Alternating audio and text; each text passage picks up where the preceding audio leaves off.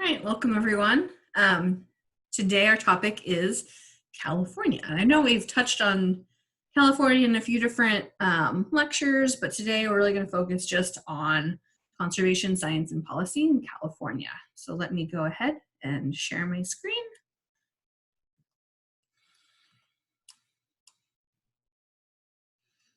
Okay. So today we're going to cover California, and next Monday we're going to cover San Diego. So we're kind of going from the state level down to the city or county level on Monday. So today it's going to be a little bit different.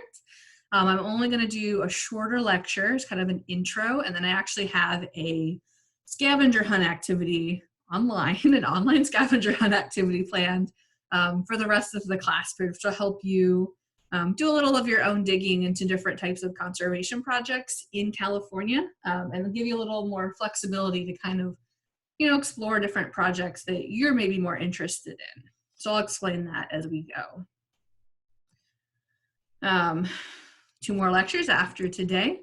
Some reminders, we do have discussion leader 8 still, they're the extra credit assignments, and then the online final exam. So as I said, the exam, I'm going to write it this week, and I will be posting the study guide also as well this week. So the learning objectives for today is just to go through some basic information about California. I'm sure some of you have lived here your whole lives and are very familiar. Others maybe less so. And then, like I said, the scavenger hunt is meant to have you explore different conservation projects throughout the state on different topics. And then we're going to end with learning a little more about the local political system. So if you are going to do advocacy work and you want to promote certain conservation policies in California, who's your governmental representative? Who do you contact? So a little bit about history. This is very crude, very brief. There's obviously a long history in California. But basically, originally there were over 70 distinct indigenous peoples groups who've lived on the land for quite some time. The first Europeans arrived in the 1500s, Portuguese, and then the English. You can see Juan Rodriguez Cabrillo, so that's what the Cabrillo National Monument in San Diego is named after. 1600s, a lot of exploration and mapping of California was done by Europeans.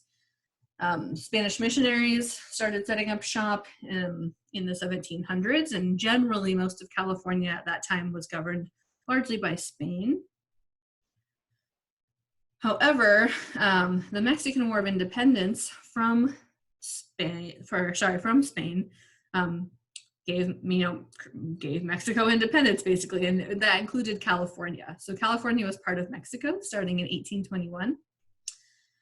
Was not part of Mexico for very long, because in 1848, following the Treaty of Guadalupe that ended at the end of the Mexican-American War, California was won by the United States and officially became a state just 2 years later in 1850. So that's, like I said, a very crude outline of some of the history of California, but hopefully gives you some idea of the state's history somewhat. Okay, demographics. So California is by far the most populated state in the United States with close to 40 million residents. The second most populated is actually Texas, and I think there's only 26 million. So significantly more people live here than any other state in the country. It's also a large state area-wise, the 3rd largest state in the United States, and has obviously several huge major metropolitan areas. So if you count the greater Los Angeles area, there's almost 19 million people located there. And the greater San Francisco or Bay Area has 9.7 million. So that's the nation's 2nd and 5th most populous urban regions. It's not actually the city of Los Angeles or the city of San Francisco, but just those bigger urban areas. You can see them on the map, these big yellow areas. LA is huge. San Diego, much smaller. The real astonishing thing is how big California's economy is. It has a gross state product of $3 trillion a year. And if California was its own country, it would have the 5th largest economy in the world. So California alone is an enormous economic contributor to the United States and also to the entire world.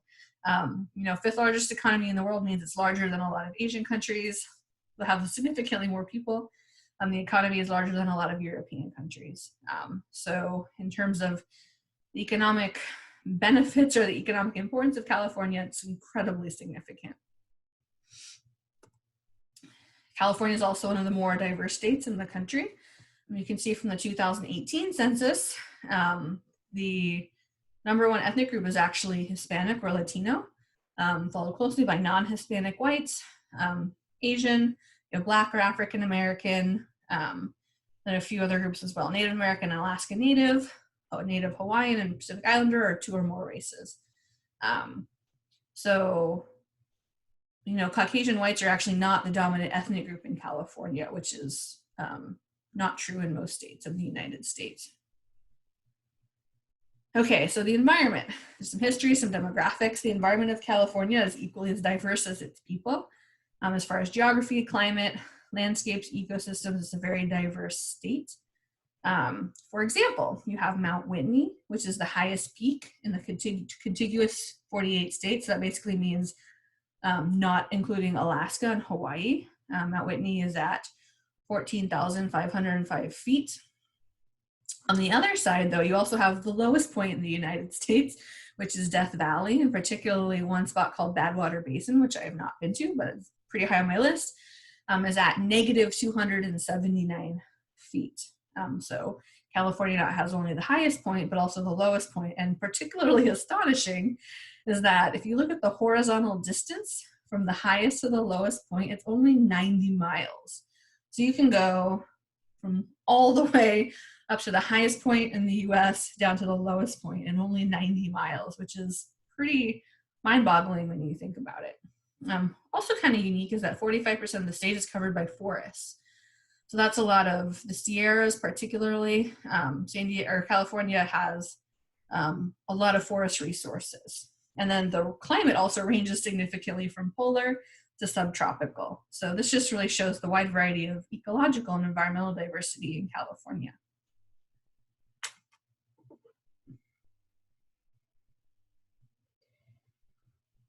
Some brief stats here. As of 2010, there are 123 California animals and 178 plants that were on the US's endangered species list as endangered or threatened. So that's quite a few, given there are about 2,000 species total nationwide. Very impressively, there are about 14,000 protected areas, which are managed by both public agencies as well as nonprofits. And according to the California Protected Areas database, which is really comprehensive, and if you're really interested in learning more about California protected areas, I'd highly recommend you going to their website. The total area of protected land in California is 47%. That is much larger than I think a lot of states, and much larger than the US as a whole. So almost 50% of the land in California is actually in some form of protected area, which is often something that you don't think about. You think of California, you think of LA and the Bay Area and all these big population centers, and you often forget that California has massive amounts of land set aside for conservation and for nature. So how is this split up? As far as some of the major land management agencies, you have the National Park Service, the significant chunk of land, the Bureau of Land Management, National Forests, wilderness areas, state parks, and then there's a lot of other ones as well. So this is really just important to keep in mind that California, while being so economically powerful and so populated, is also really prioritized conservation as well. So this graph I really like, gives you a good idea of who owns the land in California. So it's the largest landowners of protected lands is how they kind of phrase it. So you have the Forest Service as #1, which is not surprising given that there's a lot of forest in California. The Bureau of Land Management, which is a lot of the more desert areas are managed by the BLM. National Park Service. All these first ones are things you'd kind of expect. as far as some of the normal national, federal, and state agencies. But when you start moving down the list, it gets a little more interesting. So the city of Los Angeles owns a large chunk of protected area land. The Wildlands Conservancy and the Nature Conservancy, so two really big nonprofit organizations. Imperial Irrigation District owns a lot of land, so that's actually a water management body that owns quite a bit of land. When you get down to cities, so the city of San Diego is on the list as well. U.S. Army Corps of Engineers, the city of Orange. It starts off with kind of the usual suspects, but then gets a little bit interesting when you think of the actual cities and the nonprofits that own quite a bit of land that is protected as well. So here's a map of all the protected areas in California. And when you look at this, you actually can see, oh, that does look like about half of the land. This is a little bit small, so it's hard to see the key here as far as what types of land. That light green is most likely national forests.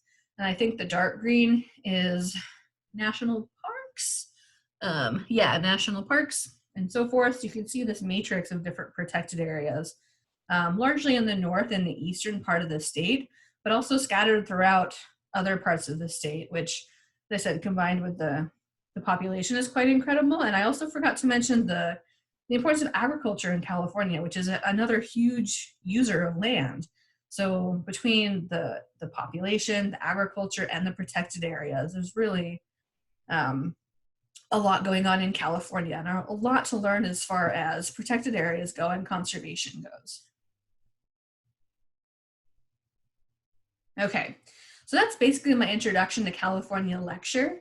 The rest of the time I'm going to give you to complete this California Scavenger Hunt. So my goal for the scavenger hunt was to take some of the topics we've talked about in class, combine that with what California is doing to address those topics, and then your own interests, which is why it's kind of a scavenger hunt. So here's the directions. The following scavenger hunt aims to connect to the various topics we've covered in this course, to the state of California, and your own interest in conservation, science, and policy. So what I want you to do is to download the California Scavenger Hunt, which is within the course document section of Blackboard. So the course document section of Blackboard is where I've been posting the lecture slides. So you can go ahead and find it there, download it. It's just a Word document, should be fairly easy. And then once you've completed the scavenger hunt, you can go ahead and upload that document in the discussion forum for the day. So same as we've been doing, you'll put it under April 29th, Participation California. And actually when you start a new thread, you are able to upload a document as well. If there are any problems with this is a few extra steps for today and a little more complicated, but hopefully it's fairly simple. Everything's on Blackboard. The scavenger hunt documents on Blackboard, and you submit it on Blackboard. And just like with the other attendance and participation activities, you have until the next class lecture. So you have until 2 p.m. on Monday, May 4th to turn this in. So because this is a little bit of extra work on your part, not only will this count towards attendance and participation, but I want to allow this as an opportunity to receive 10 bonus points towards the final exam. This is only for someone who's completed all the questions and done them well. But these bonus points can help you. As you saw in the last exam, I gave bonus points because of time. For this final exam, I hope to have the timing down a little bit better. But there still is a chance in case there's a question on there that you totally miss. This will help make up for that. So you can get 10 bonus points towards your final exam. And just a reminder, the final exam is worth 200 points total. So yeah, go ahead, go forth, and do your California Scavenger Hunt. So to complete today's lecture, go forth and do that, basically. I'm not going to go through this. And then for Monday, May 4th, we're going to go over San Diego more specifically. So what are things that San Diego City and different organizations in San Diego are doing to protect the natural environment here? We're going to go into, several very specific examples for San Diego. There's 2 readings. One's just a video, but it's a really informative video. And then another really short kind of just online reading. So with that, if there are any questions about the scavenger hunt, feel free to email me. You have plenty of time until May 4th to complete that. And that's why I'm basically giving you almost this whole lecture period to complete it, because there is about forget the number of questions, but there's some questions. It'll take you some time to dig around the internet to do the scavenger hunt. But go forth. I hope you enjoy it. I hope you learn a lot about different projects, different conservation projects that are going on in California that interest you. So with that, have fun, and I look forward to talking to you again online on Monday. And do keep in mind, I still do have my office hours online on Mondays from 2 to 3:30. All right, thank you.